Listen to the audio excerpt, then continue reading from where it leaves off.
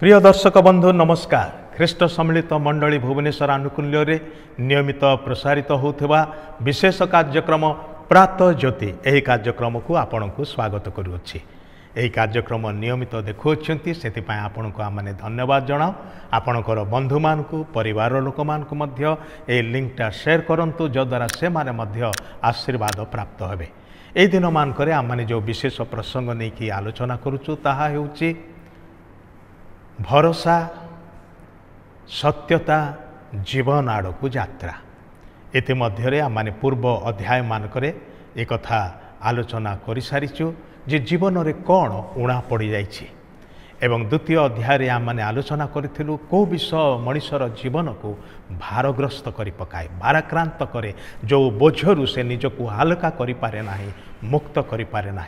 आज आम मैंने तार तृतीय अध्याय को आम मैंने जीवा आ तार विषय वस्तु होछि जीवन एते भांगी जाइछे जे ताको पुनर्निर्माण करवा कष्टकर मने होछि। जीवन एते भांगी जाइछे जे ताको मरामती करवा कष्टकर अटे। केबे सेमती भाबिछंती कि कौनसी परिस्थिति किंबा कहार कौनसी कथा किंबा संपर्क रे धोकार विषय विश्वासघातकतार विषय आपणकर भरोसा को भांगी देछि, आपणकर हृदय को एमिति आघात करिछि जे गभीर क्षत सृष्टि होइछि। आपण ताहाकु सही पारु नाहंती किंबा काहाकु कहि पारु नाहंती। ए प्रकार किछि आपणक जीवन रे घटिछि कि कहयाकु गले ए धरा पृष्ठ रे वास करुवा प्राय प्रतिटी मनुष्यर एई प्रकार किछि ना किछि अनुभूति रहिछि। आमे केबे ना केबे कौनसी ना कौनसी परिस्थिति रे एई प्रकार एक भांगी चुरमार हो जिबार अनुभूति मध्य दे गति करिअछु। हुए तो कहीं कहीं ए पर्यंत से भंगा ददरा अवस्था रे अछंती, सबु आशा हरे देइछंती, भाबुछंती मोर जीवन आउ सजड़ा हे पारिबो नाही किंबा एई भंगा जीवन रु ए ददरा जीवन रु हुए तो उद्धार पाइबार कौनसी उपाय नाही। आपण से प्रकार स्तर रे जदि पहुँची ताहले आजिर आलोचनार विषय को मन देकी शुणु, कारण आज प्रभु आपण को एक कथा कहवाकू चाहते। आपणक पाई भरोसा अच्छी, आपणक पाई उपाय अच्छी, आपणक पाई जीवन अच्छी, आशा अच्छी, कारण से आशा भरोसा जीवन देवा निमंते जड़े ईश्वर अच्छंती, सत्य जीवित ईश्वर जे आपण को प्रेम करती। ईश्वर वाक्य जड़े व्यक्तिर विषय लिखा जाए, तार ना लिखा जाऊ नहीं किंतु ता जीवनर अवस्था कौन थिला से विषय लिखा अच्छी। मु ताहा पढ़ी की शुणिया पाई समय हब नाही, किंतु एतिकी कहिबे जे मार्क लिखित सुसमाचार 5 अध्यायर प्रथम 20टी पदरे जड़े व्यक्ति विषय लिखा अच्छी। से गोटे सुंदर परिवार जड़े लोक थिला, युवा लोक हिथिबो हुइत, किंतु दिने ताहाकू विभिन्न भूत आक्रांत कला। आज भी लोक मान को भूत आक्रांत करे।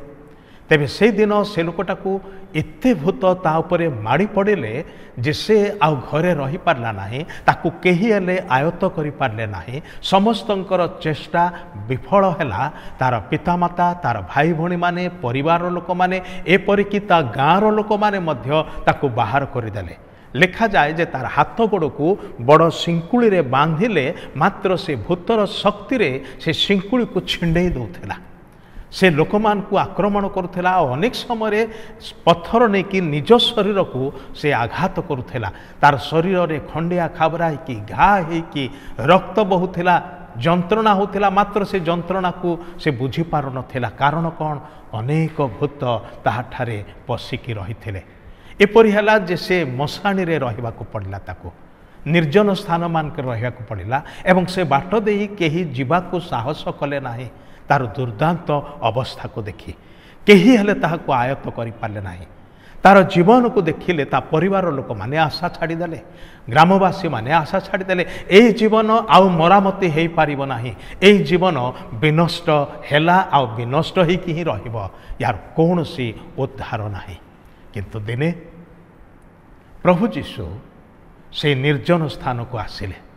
से समुद्र पार होइकी गोटे कूलरू आर कूलक आसिले आर कूलर से कूल पाखे थिला मशाणी से मशाणी रे से लोकटा रहुथिला एवं सेठी निजको खंडिया खाबरा करिकी चित्कार करिकी से विकटाल शब्द करिकी रहुथिला लोक माने भयभीत होउथिले किंतु दिने सकाळे प्रभु जीशु सही स्थान रे पहुँचिले किंतु जेतेबेले से दूर रे जीशु को देखिला से दौड़िकी आसुची एवं जीशुंकर पाद तले पड़िकी कहूची तमे काहींकी आसिल हे ईश्वरंक पुत्र तुमे काहींकी आसिल आमको कष्ट देवार निमंते मु जाने तुमे कौन पाई आसीच प्रभु यीशु ताहांको देखिकी कहिबाकू जाउथिले भूत तो ताठारु बाहरी जा किंतु एक कथा कहवा पूर्व से लोकटा विनय करी कहूची मते बाहर कर नाही से लोकटा ठारे अनेक भूत थिले प्रभु यीशु पचारे तोर ना कौन से लोकटा निजर ना कहला नहीं किंतु ता भितरे थिबा भूत माने कहले काहींकी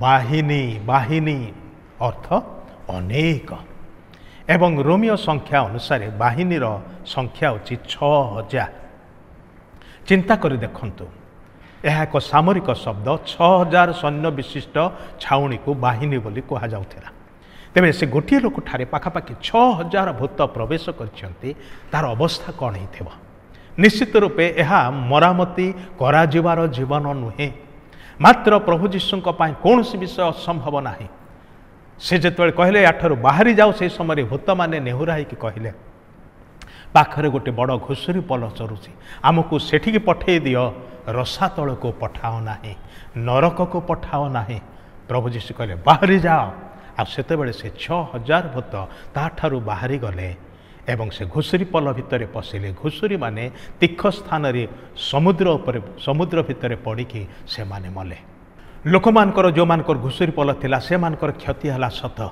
किंतु गोटे जीवन जोटा कि एते भांगी चुरमार हो जाइथिला ताकू एकाठी करिबा ताकू सजाड़िबा ताकू नुआ करिबा काठिकर पाठ थिला असंभव व्यापार थिला किंतु प्रभु जीशु ख्रीष्टंक पाई नुहे से आसीथिले से दिन से लोकटाकू से मुक्त कले सुस्थ कले सेथिपाई भाई भणी माने आपणकर यात्रा करिवार निमंते भरोसा अछि आशा अछि आपण वास्तव सत्य वास्तव जीवन आड़को यात्रा करि पारिबे प्रभु जीशु ख्रीष्टंकर संस्पर्श रे आसिले से दिन से लोकटी मुक्त हो गला एवं तार समस्त बंधन तार समस्त कष्ट दुखरु वेदनारू से मुक्त हला एवं समाज रे परिवार रे से जाइकी उत्तम जीवन काटी बास करने को पारिला प्रभु जीशु ता जीवन को सजाड़ी दे पारे नुआ करदेले सही प्रभु जीशु आपणकर जीवन को मध्य ताहा जेते भांगी चुरमार होता ना कहीं ताहाको से नुआ करि पारिबे वाक्यर लेखा अछि